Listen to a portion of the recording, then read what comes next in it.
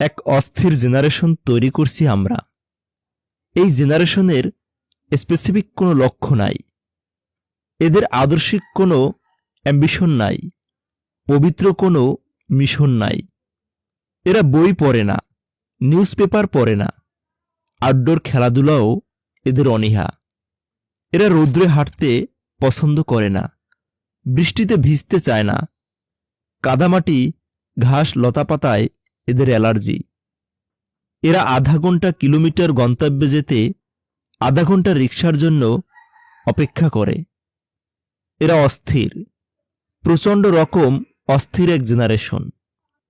এরা অপরিচিত সিনিয়রদের সালাম দেবে না, পাশ কাটিয়ে হনহন করে চলে যাবে, অথবা গা ঘেঁষে পায়ে পাড়া দিয়ে চলে যাবে।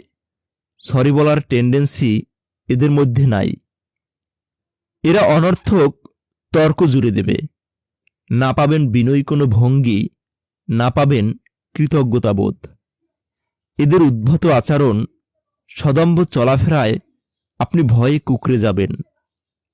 সংযত হওয়ার উপদেশ দিতে চাইলে বিপদ, নাজেহাল হওয়ার সম্ভাবনা অধিক। আপনি পাবলিক বাসে চড়েছেন, দেখবেন খালি সিটটায় জায়গা পেতে সবচেয়ে জুনিয়র ছেলেটা বেশি প্রতিযোগিতা করবে, আপনাকে ধাক্কা টাক্কা দিয়ে শটন বসে পড়বে, তার বয়সের দ্বিগুণ।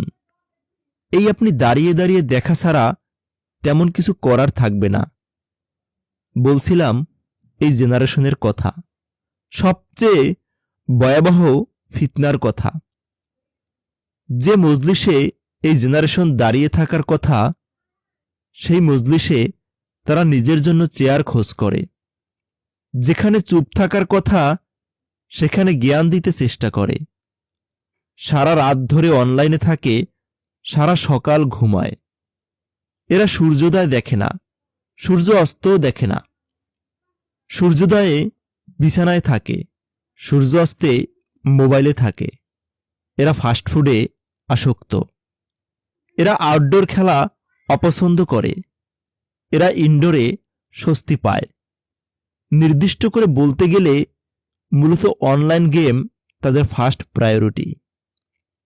এরা ইতিহাস পড়ে না, সাহিত্য বুঝে না। এরা নজরুল চিনে না, রবীন্দ্রনাথ চিনে না, শেখ সাদি, রুমি বহু অচেনা প্রসঙ্গ। এরা বই বুঝে না, বই পড়ে না, বই কিনে না। এরা নন স্কিল্ড। এরা হাঁটতে পারে না, দৌড়াতে পারে না, গাছে চড়তে জানে না, সাঁতার কাটতে পারে না। সাগর পাড়ি দেওয়ার সেই দুঃসাহসিকতা নাই, পাহাড় কেটে পথ তৈরি করার সেই অদম্য মনোবল নাই।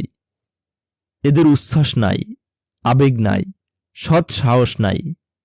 এদের স্কিল একটাই, স্মার্টফোন দ্রুত স্ক্রল করতে পারা। এদের না আছে মূল্যবোধ, না আছে শ্রদ্ধাবোধ, না আছে শৃঙ্খলাবোধ। কখন চলতে হবে, কখন থামতে হবে, কখন বলতে হবে, কখন শুনতে হবে, এরা জানে না।